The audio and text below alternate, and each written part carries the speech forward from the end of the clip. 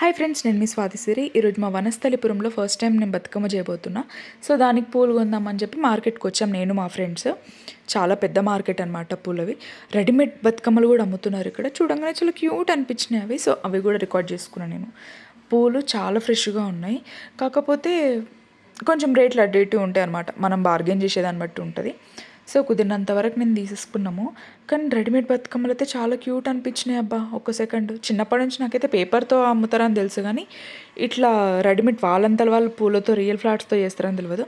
మనం దొరికిన బేరాలు ఆడేసి పూలు తీసుకున్నాం అనమాట. తీసేసుకొని మనం బతుకమ్మ తయారు చేసేస్తున్నాము. యాక్చువల్ ఫస్ట్ టైం కాబట్టి మొత్తం రికార్డ్ చేయలేను స్టార్టింగ్ నుంచి. సో మధ్యలో తీసుకున్నా. సో ఇప్పుడు నా మొత్తం బతుకమ్మ చూపిస్తా. టటా, నా బతుకమ్మ బాగా వచ్చింది కదా క్యూట్గా. సో ఇప్పుడు మనం రెడీ అవుదాం. ఇది మన అవుట్ఫిట్ అనుకుంటున్నాం ఈ రోజుకి.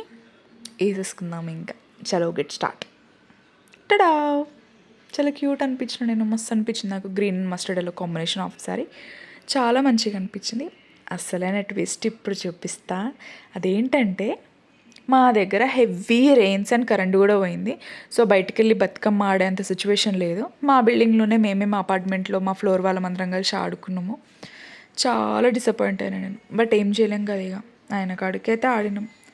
తర్వాత అందరం ఒక చిన్న పిక్ దిగేసినాం. ఇది అయిపోయిన వెంటనే ఇంట్లోనే టబ్లలో బతుకమ్మలు వదిలేసినాక ఇంక ఇంటికి వచ్చేసినట్టడా అయిపోయింది. It's done. Thanks for watching.